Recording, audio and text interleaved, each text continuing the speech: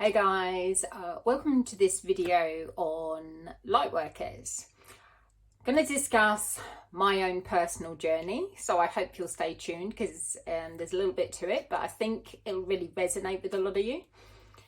And I just want to explain my perception of what a Lightworker is that's been given to me, and that it comes from a place of unity consciousness.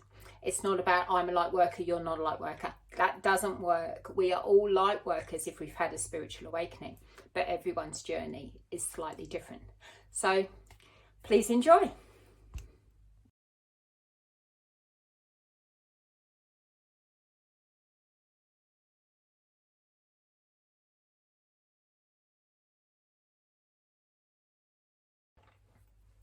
Hey guys, I wanted to do this video on Lightworkers. Bit of an explanation of who they are and if you are a light worker, and also a little bit about my own journey. So who is a light worker? Anybody that's really having a spiritual awakening and is doing some inner work and is here to assist humanity shift the collective consciousness as we ascend from the third, fourth into the fifth dimension. As we know, everything in nature is cyclical, and this is no different. We've actually been here before. As we know, nothing is linear. All energy goes back in on itself. It is perpetually there. It always goes in cycles. And this is a big cycle. It's a 26,000 year cycle. So we've been here before, but unfortunately, none of us can remember it. The history books don't really go back that far. So what is a light worker? There are different phases. I see light workers as everybody is a light worker as soon as they wake up and have a spiritual awakening. If you choose to do the work. As human beings, we have free will. So we create our reality. Everything is a choice. So when I had my awakening, I don't think I was the first phase of light workers, not at all, way showers, whatever you want to call them. I had mine. It was very, very intense. I always felt different. And I believe the first and second waves, and maybe even the third waves of light workers, are empaths, massive empaths that put humanity and other people before themselves. I was always that way inclined, but we are here to shift the human collective consciousness and to hold light. When I had my awakening, I was compelled to meditate every single day for at least 40 minutes, and at other times I did so much inner work, and the things that were happening to me was absolutely incredible. It was an incredible journey. So I will go more into that later. So imagine our solar system has been on this cycle, and it's reached a point in the universe where all this energy is flooding onto the planet. That's what's happening at the moment. And this will last probably for a couple of thousand years. So we're at this point. It's historic. It's evolution. And we as human beings, again, we have free will. We can choose. We can go within, we can do the work. This is what the metaphysical journey is that we can shift out of a 3D dense physical reality and shift through our consciousness, through a fourth dimension, using metaphysical work to take us up to the fifth so that we can evolve with the planet. Not everybody will be ready to do that, and that's okay. Everyone's journey is different. So whatever we do, we mustn't give ourselves a hard time or go, oh, that person's there and I'm here. Or everyone's journey is different. We all have a different purpose. But we are here for this time in history, which is so exciting. Scary, but so exciting. And if you've had a spiritual awakening, then you have a purpose to help shift the human collective consciousness. When you shift your own, and the more people, it ripples on. the more people can be affected around you from your energy, then they affect others. And before you know it, we've shifted the human collective consciousness, and we're shifting the planet to evolve. Not everybody would choose to come. And that's where detachment comes in, and respect for other people's decisions. We're all different. So my journey as a light worker, I always felt different. I was always very obsessed with the stars and the universe. And when I was little, my mum pointed out all the stars. And I remember just when I was probably about 5, looking at Orion and looking at the Seven Sisters, and I became obsessed with the Seven Sisters. I cannot tell you why. I was 5. We lived in a normal family. I wasn't brought up as a very spiritual person. Although my dad wasn't religious, he didn't trust the church, but he believed in something much bigger. And my mum always believed in something much bigger. She was one of the most beautiful people. And I'm not saying that because she is my mum, but she never once raised her voice at any of us. She was a very calm person. Aggression and anger and resentment, things like that, just didn't resonate with her throughout her whole life. So I was very blessed to have the parents I had.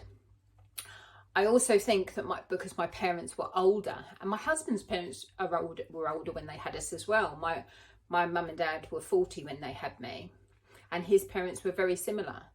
So we both came from parents that had been through the war. So when you come from parents that have been through the war rather than grandparents or great-grandparents, you understand, you literally see it. You grow up with the war. They literally talk about it a lot. It's a huge part of who they are. And it gives you courage, and it makes you go, wow, they really did it tough. Rationing, they did this, they did that. They were bombed. The photos I've seen of my parents is just incredible. So I'm very proud of them both. And I think that I was meant to have my parents for this moment in time. Very strange, because I've had a lot of memory loss happening. I get stuck for words, so you have to bear with me. But it's like everything's being replaced with what is important for me at this moment in my life. And what is important for me is things my dad used to tell me when I was younger, because he would say to me about this time happening. And at the time I was young, and I was like, yeah, Dad. And now I'm like, my dad was right. Everything my dad said is happening exactly as he said it would happen. So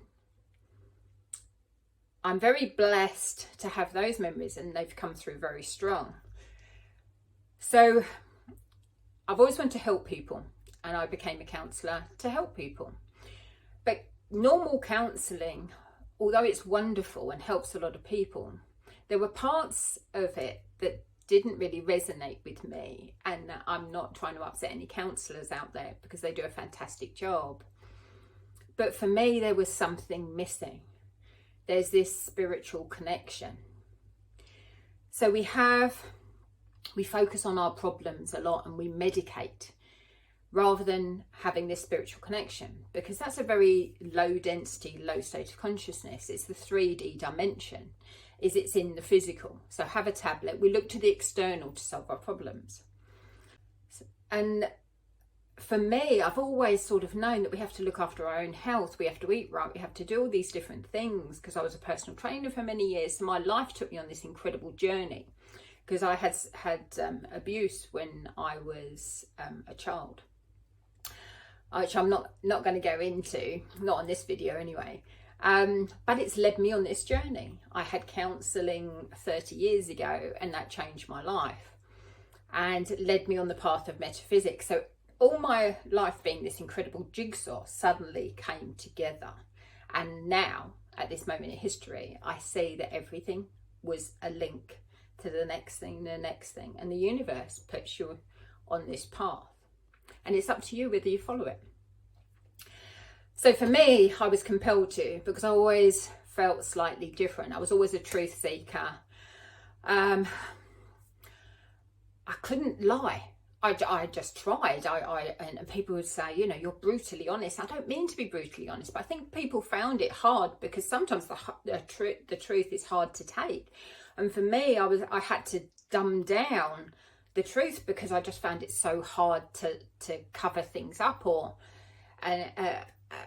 and it was a human thing that we would all lie, you know, we would all say this, and so there was always, I always found that side of it very difficult. I remember as I was a kid, I would always say, why can't humans just be nice to each other? Why can't they just be nice? Why can't we all just get along? And the kids would say to me, I've got this problem. I said, talk to them, they'll be fine, apologise, do the right thing, you know. And they go, I spoke to them and they were awful about it. And I go, oh, you know, because to me, if you communicate, we're all human, we're all fallible, we all make mistakes. And to me, that seemed the most natural thing possible. But, you know, so to me, a lot of sides of humanity I didn't really resonate with. That was sort of the one thing. Obviously, I went into counselling, and I had this spiritual awakening several years ago. And what happened is my mum, who was in her 90s, became very sick. My husband also had to have heart surgery because he had a prolapsed valve, and that didn't go well, and he became very, very sick. The surgery, he was on bypass for 6.5 hours when you're only supposed to be on bypass for 3. He became very, very sick for about 3 months, and he'd been sick leading up to that with his heart and some issues as well. My mum was in the same hospital in a different area. She was very sick.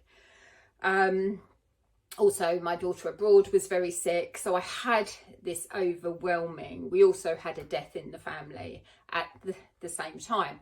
So we had this huge year where I was literally on autopilot. I don't remember much of that year. All I remember is that I couldn't stop to think or do any self-care, because if I did, I would probably burst into tears, because I thought I was going to lose the three of the most precious people in my life. And my other daughters were having problems as well. And it was like this storm that came to my life. And I just thought, wow, this is really hard. And I was literally just went into mum autopilot, which I did for over 12 months. And it was challenging. It was a challenging few years. But that 1 year, if somebody offered me $1 million to do it again, I would not take it. I would say, no way am I ever going through that again. However, when I look back, it taught me a lot. Everything is a lesson. There are no mistakes in life. We have to look at them and what do we learn from them. So I learned a lot. And what that did is I actually became very, very sick within a few months, because my immune system had obviously been in this constant fight or flight for probably 18 months. And it took a huge toll on my physical body. There was no self-care there. And I picked up a virus. This virus ravaged me, absolutely ravaged me. And I got chronic fatigue. I then went to see a specialist, and the specialist tested me for everything. And I had, my face was numb. I had involuntary twitching. I was exhausted.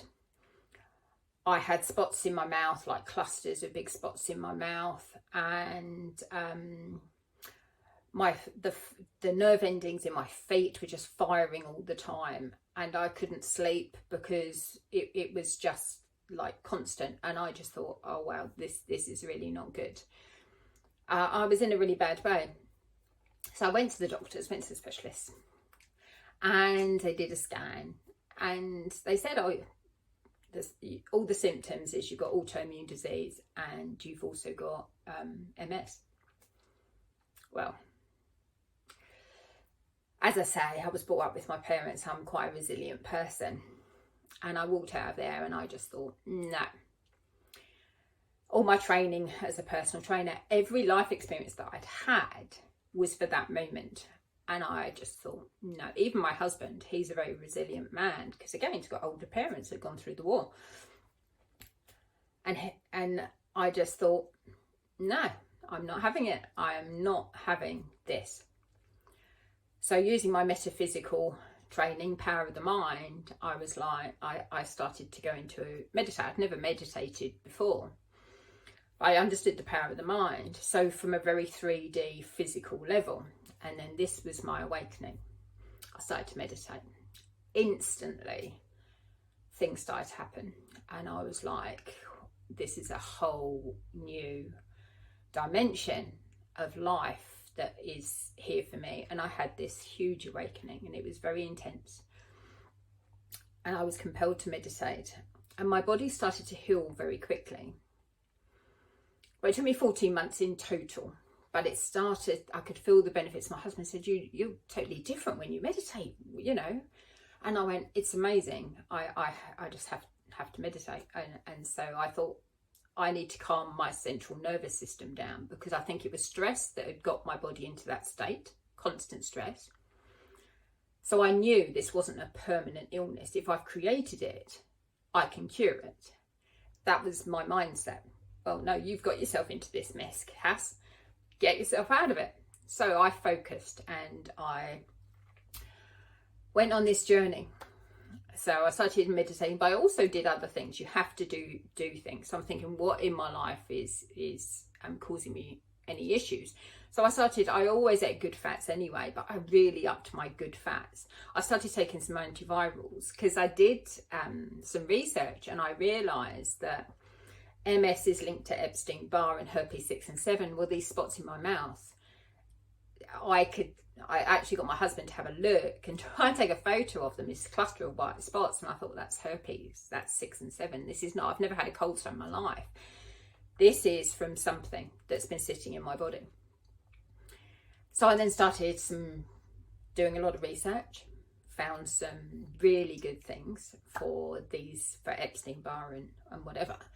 Obviously, if you've got any autoimmune diseases, or you're listening to this video, you've got anything like that, please do your own research. I'm happy to pass on my protocol, but please do your own, or go and see a holistic practitioner. Traditional Chinese herbalists are fantastic for this type of thing as well.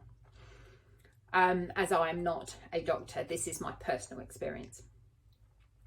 So I got really excited to meditate, and my world changed rapidly. Shifted. I started to have what I would say were downloads. My memory started to go. I couldn't produce words. I felt like, wow, have I got Alzheimer's? And I thought, don't be ridiculous. Don't go down another route. This is ridiculous. You're healing yourself. And I started to have a lot of memory loss. But at the same time, I started to have these downloads. I would go to bed at night, and it was like a computer screen, like the Matrix. Literally, I had blues, greens, and they were coming into my head. And I couldn't sleep for 3 or 4 hours a night. And this would happen probably for 3 or 4 days, every week, every 2 to 3 weeks. And then I'd have this little break, and then it would start again. This went on for over a year. And my husband would say to me, why are you so tired? I said, I'm just not sleeping well. And it's very hard to tell him I'm having these, and you can't sleep when these downloads, it's just colours before your eyes. I had all this going on. And at that point, my eyes changed as well. Everything became very vibrant in nature, but the physical world became very dull. Strangely enough, I had no trouble seeing nature, but reading a car's number plate was really tricky. So everything, my eyes changed, and I literally have this circle of fluorescent light now in my eyes. And when I go to bed at night, I can literally close my eyes and I see lots of energy. So I started to see energy everywhere, different colours. Then I started to see figures, beings. And I've got this little being who's really lovely. I'll talk about him a bit later. But so I started to see beings. And then I would have these visions with my eyes shut. I'd be awake, but I'd have these visions. And then one night, probably must be a year or so after my spiritual awakening, I had this vision of my daughter. And I woke up, I'm wide awake. I'm not sleeping, I'm not dreaming, because I would have very lucid dreams as well. But I woke up and I'm checking, I thought there was someone in the bedroom. And I could see my husband next to me and I'm thinking, well, it's not him. And then I spoke with a girl with a ponytail. And I looked and this girl was really happy and she was standing looking out this window. And then she turned around and smiled as somebody must have come in. And I realised it was my daughter, my youngest daughter, Georgia, who I don't see very often. And it was just very peaceful. And I stood there and watched her, and then she just disappeared after probably about 25 seconds. So it was my first vision with my eyes open, being wide awake. Then I started to see these different characters, then I would have other visions, and this sort of continued. And I realised all these downloads might have been to change my vision, to give me these circles of light that are now in my eyes that I can literally see. As I go to close my eyes, I get this massive flash and I see these circles. So my eyesight has definitely changed. So I had all these things going on and I knew I was here for a purpose. So I started listening to a few people. Laurie Ladd, fantastic. And then I came across this channel, which was Landria Ronka, and she's really very into metaphysics and power of the mind. And she saw it from a slightly different perspective. And that really resonated with me. So I started following her. It was very strange how she came up. And I started following her. And I followed Laurie as well. But I started following her because I thought they might help me to get some understanding of what was going on. And I had lots of things happen to me in the daytime. I had rainbows all over my house, which was very strange. So I took photos of them. I've got them on the floor. I've got them on the halls in the stairwell. I've got this rainbow. I had rainbows just appearing everywhere. A song would come on the radio and it would really resonate with me and be talking about angels or something. I'd look down and my water bottle the sun was shining perfectly on the water bottle and it would be rainbow water.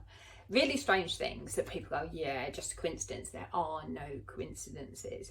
I would ask, I remember when I was driving back from seeing my mum in aged care and I was feeling a little bit down and I looked up and I'm driving along the freeway and I just said, can you just give me a sign? Anything, just give me this sign. And this song came on, which is called The Holy Grail by Hunters and Collectors. And I'm like, it was a really upbeat song, like you're in this biggest army the world has ever seen, you're searching for the Holy Grail, and we all know where that is. So yeah, I'm listening to this song and then my human brain said to me, how do you know that song was for you?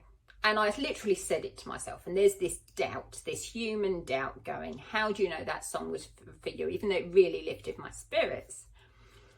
So the next song that came on straight after that, because I'd literally said to myself, this little doubt, was the first song I saved up and I bought when I was 7 years old.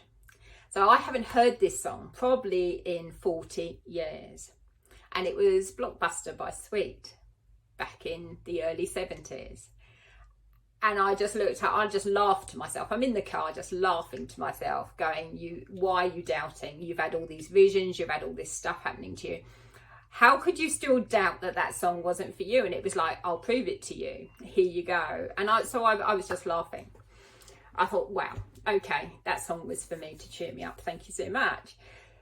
So there was all these things happening, which I know a lot of people obviously get as well, and they have these visions, but it was like I was being compelled in my life's journey. So I got to a point where all these things were happening so frequently.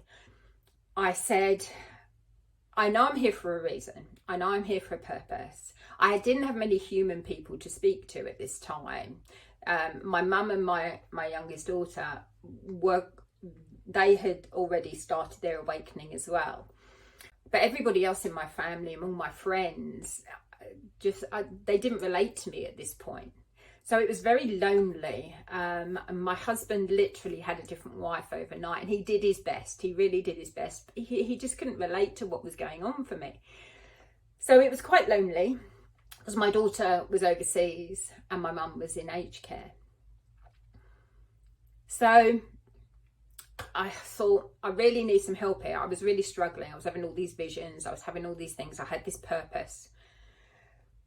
And I needed some help. I was doubting my human self, thinking I haven't got really spiritual friends. I haven't got this support network, because I know so many in a spiritual community that, you know, that's their community. But there was me in Perth, in the city, and going through all this. So I asked my guides, as I do, because they've never let me down. Whenever I've asked them, they've always given me guidance.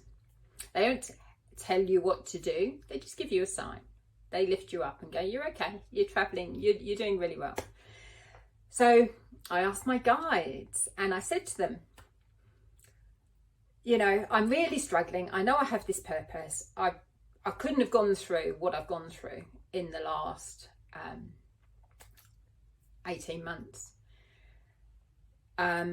without having a purpose. This wouldn't be happening to me. So I need some help on the earth plane with it. I need something that's going to really help me to understand if I'm doing this correctly, which I thought I was. You know, I was like, oh, I'm meditating a lot, but there must be something else. I always understood the power of the mind as well, because the first book I ever got given when I had counselling for my abuse when I was a child was Louise Hay's You Can Heal Your Life, which is a metaphysical book, strangely enough. So, asked my guides that night, went to bed, woke up, went downstairs, hubby had gone to work, and I'm in the kitchen, I'm making my breakfast smoothie. And I thought I'll just stick on a YouTube video while my blender's going and whatever, and I'll just listen to it. And the first video that popped up was Landria, and I'd only started following her a few weeks before, and I thought, oh, I'll put it on while I'm just, you know, making breakfast. So I did. Oh my word, I'm sort of listening. You know how you're listening and you're doing stuff, so you're sort of just catching the odd thing. That was me. I was busy, but I knew I'd asked the night before my guides to help me. Well, Landria, I heard the word Holmes. Well, Holmes is my maiden name. And I'm like, okay. So I went over to the thing because I'd heard my maiden name and I thought maybe this is my message. So I rewound the video just a little bit, went back a little bit on YouTube, and I played it again. And she said, Ernest Holmes. Well, at that point, I thought this is definitely a message for me, because my dad was Ernest Holmes. So I stopped everything I was doing, because I felt quite emotional, because my dad had passed away a couple of years before. And I remembered all the stuff that he'd been telling me when I was a child had become flooding back to me. So I knew that this was definitely something I needed to pay attention to. I looked up Ernest Holmes. Ernest Holmes was a metaphysics professor back in the 1800s, late 1800s, early 1900s. He died in 1960. And he lived in America, and he taught metaphysics. He talked about consciousness, he talked about spirituality, he talked about connection, he talked about Christ consciousness, he talked about he looked at things in a very different way to religion. So he got criticized a lot. So I was like, wow, he'd written all these books, loads of books. So I started to scroll through and I thought, well, surely I've got to buy one of these books. This will have the answers for me. So I started scrolling through all the books he had, and there it was. This book was called Love and Law, and it was his teachings. And the reason I knew that this was the book is because my dad's middle name is laws. And I know he loved me. And the front cover of the book was exactly the same colour as my dad's urn with his ashes in. So Ernest Holmes could have written a book on carpentry, gardening, anything. There's Landria, there's Ernest Holmes. Ernest Laws Holmes, the laws of the universe. My dad never really said why his middle name was Laws. We always thought it was a strange name to have. My dad was given his name in 1926. So all these years later, it has a profound meaning for me in my spiritual journey and my spiritual awakening. So obviously I ordered the book. There were all the answers I ever needed, which confirmed the power of the mind, but brought it into this wonderful spiritual experience that I was now having with so much guidance. And it was incredible. And I just knew my counselling was important, my metaphysical work was important, and I need to listen to Ernest Holmes from 100 years ago, and I need to start teaching this. I need to help people. And the more I looked at it, with this ascension we're going through, you leave the third dimension and you go through the fourth, which is this wonderful journey, as I've explained on previous videos, using metaphysics to take you up into the fifth dimension. And it's incredible and it's amazing.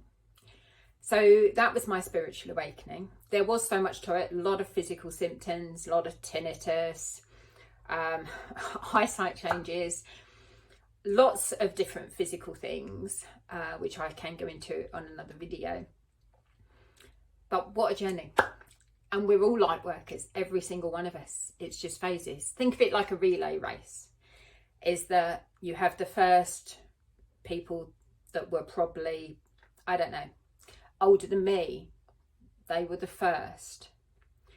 Then there came the second wave. Maybe I was the second wave, maybe I'm a third wave. Who knows? But I had my awakening so that I could be here at this time to help shift the human collective and to help teach metaphysics so that other people's journeys can flow, so we can get into this beautiful flow state of energy.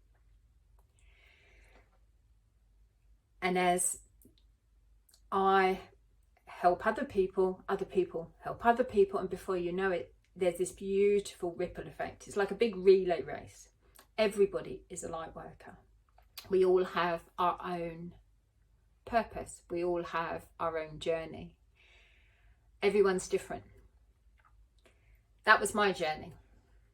So I love you all. I hope you enjoyed that. I hope it answered some questions. Put some comments. Message me, let me know what you think. Tell me your experience, because I'd love to hear these journeys. I think it's absolutely amazing what's going on the planet at the moment. It's an incredible time to be alive. It's exciting, but it's slightly daunting and scary, and that's why we're here for each other, to help humanity as a collective through it. So I hope you enjoyed that. Please, this is a new channel, and everything we do here at Phoenix is by donation. All my counselling is by donation, because the one thing I know that coming as we're shifting into the fifth dimension, it's not about money, it's about helping every single person we can to empower others so that they can empower others. And the knock-on effect is just beautiful. So please subscribe, please give us some support. We are grandparents, so technology is not our great thing. I haven't been in front of a camera for very long, so bear with me. I do apologise, but I love you all. Please support our little channel.